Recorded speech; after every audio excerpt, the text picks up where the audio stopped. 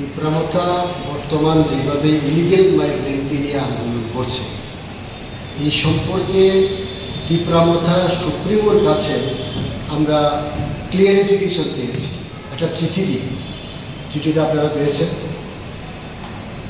যে illegal migrant বলে যে আন্দোলনটা চলছে, এটার কাট অফ মার্কস আর কাট অফ ডেট কোনটা, কোন ডেটটাকে নিয়ে তোমরা আন্দোলন করছো, এটাকে ক্লিয়ারিফিকেশনের জন্য আমরা মহারাজ প্রদীপ কিশোর গভর্নমেন্টের কাছে একটা চিঠি দিয়েছি, মেইলও করেছি। মেইল পাওয়ার সাথে সাথে উনি 5:38 আমাকে ফোন করে বলল যে আমরা 1971 সালে 25 মার্চ এটাকে বৃত্তি বছর হিসাবে আমরা কাজ করছি।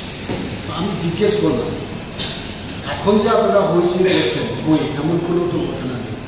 আমি সুপ্রিম কোর্টে একটা কেস করেছি, সুপ্রিম কোর্টে এখনো কেস। আমি বললাম সুপ্রিম কোর্টে আপনি কেস করছেন 2014 সালে 31 ডিসেম্বর সিএ একটা লাগু করে দিল ভারত সরকার। তা আপনারা এখন এইটাকে ইলিগাল মাইগ্রেন্ট বলবেন না কোনটাকে ইলিগাল মাইগ্রেন্ট বলবেন? না, আমরা কেস করেছি, কেস করলে তো হবে না। তো এইটা নিয়ে আমার সাথে কথা হয়েছে, আমি ক্লিয়ার করতে চেয়েছি। তো তিপ্রামথা নামক যে দলটা আছে, এই দলের প্রথম দাবি হচ্ছে গ্রেটার ত্রিপুরাল্যান্ড। তারপরে বলল নো কম্প্রোমাইজ, কম্প্রোমাইজই করবে না। কিন্তু যশবন্ত প্যালেস, এই যশবন্ত প্যালেস নিয়ে যারা আন্দোলন করেছিল, এটা রাষ্ট্রপতি দ্রৌপদী মুর্মুজি এসে এখানে মহারাজ বীর বিক্রমের নামে একটা কি বলে লাইব্রেরি মিউজিয়াম হবে, এটা একটা করে গেছে। কিন্তু হঠাৎ করে ট্রাস্ট হোটেলের সাথে কথা বলে ওইটাকে মিউজিয়াম করা হবে, এখানে ট্রাস্ট হোটেল করা হবে। এটা নিয়ে তারা কিন্তু আন্দোলন করেছিল, নো কম্প্রোমাইজ বললো, কিন্তু কম্প্রোমাইজ করে দিল। এখানে 200 জন চাকরি হবে, তারপরে 200 ঠিক টাকা পাবে এডিসিকে।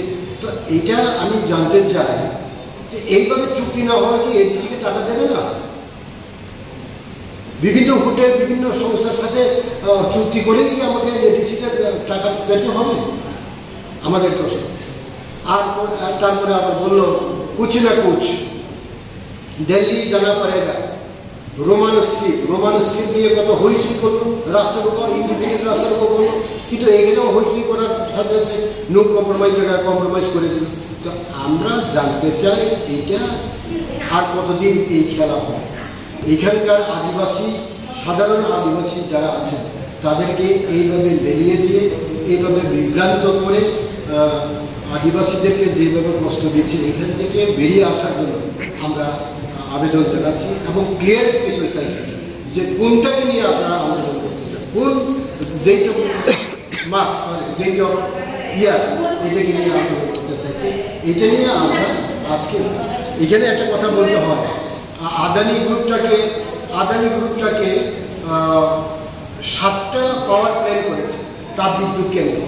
এটার মধ্যে গত 13 তারিখ জুনে আসামের বড়োলেন্ডে ডিমাসাও ডিস্ট্রিক্টে 9,000 বিঘা জমি তারা দখল করতে চেয়েছিল।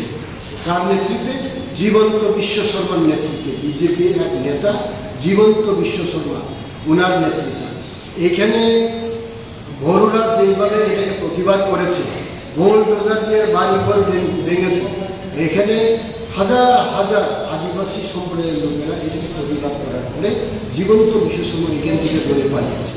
তো এইভাবে ঝাড়খণ্ডে 3 বছর আগে করেছিল, এটাও এখন পর্যন্ত তারা 8,000 চাকরি দেওয়ার কথা, কিন্তু এই চাকরি এখনো হয়নি।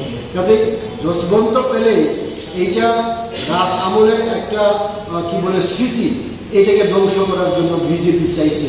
এটাকে আমরা প্রতিবাদ করি। আমরা এর জন্য মহারাজের কাছে ক্লিয়ারিফিকেশন চাই, কোনটাকে নিয়ে আপনি কম্প্রোমাইজ করতে চাইছেন, কোনটাকে নিয়ে যেখানে কম্প্রোমাইজ করবো না অথচ কম্প্রোমাইজ করবেন। এই সব ব্যাপার নিয়ে আমরা তিপ্রামথার কাছে কি বলে ক্লিয়ারিফিকেশন চাইছি এবং রাজ্যের আদিবাসী জনগোষ্ঠীর সামনে আমরা আবেদন জানাচ্ছি, রাজ্যের কংগ্রেস এবং কেন্দ্রের কংগ্রেস ছাড়া এখানকার আদিবাসীদের বাঁচার কোনো উপায় নেই, কারণ এই কংগ্রেসের মাধ্যমে এখানে শস্য তহসিল হয়েছে, এই কংগ্রেসের মাধ্যমে এখানে 3টা রিজার্ভশিপ হয়েছে। কাজে আমাদের আবেদন থাকবে আদিবাসীর কাছে সুষ্ঠুভাবে চিন্তা করে ভারতীয় জাতীয় কংগ্রেস দলে যোগদান করার জন্য এবং এই কংগ্রেসে সামিল হওয়ার জন্য আবেদন জানাচ্ছি। যশবন্ত প্যালেস নিয়ে আপনারা কি কোনো ধরনের আন্দোলন করবেন? এতদিন পর আপনারা বললেন এই ব্যাপারে। যশবন্ত প্যালেসটা নিয়ে আমাদের আন্দোলনটা আমরা চিঠি দেব, আমার দরকার হলে আমরা প্রধানমন্ত্রীর কাছে আবার একটা চিঠি দেব। আমাদের আন্দোলন এটার মাধ্যমেই হয়, হাজার হাজার লোক নিয়ে আন্দোলন করতে হবে এমন তো কথা না। আমরা মেমোরিয়ালের মাধ্যমে আমরা আন্দোলন করতে চাই এবং এই কবরটাকেও আমরা আজকে CBSE এবং ICSE কাছে আমরা পাঠাচ্ছি, একটা ইমেল করবো আর একটা স্পিড পোস্টের মাধ্যমে আমরা পাঠাচ্ছি। আর বাংলাদেশি হটাও নিয়ে আপনাদের স্ট্যান্ড কি হবে? বাংলাদেশ হটাও আমরা তো চিঠি দিয়েছি, আমরা তো সিএর বিরুদ্ধে আমরা চিফ সেক্রেটারির কাছে একটা চিঠি দিয়েছি, মেমোরেন্ডাম দিয়েছি। কি হটাবে না এটা বড় কথা না, আমরা আইন নিয়ে এখানে কি আইন হয়েছে এই আইনের বিরুদ্ধে এবং 1971 সালে যে রাজীব এবং মুজিবের চুক্তি হয়েছে, ইন্দিরা এবং মুজিবের চুক্তি হয়েছে, এটা নিয়ে আমরা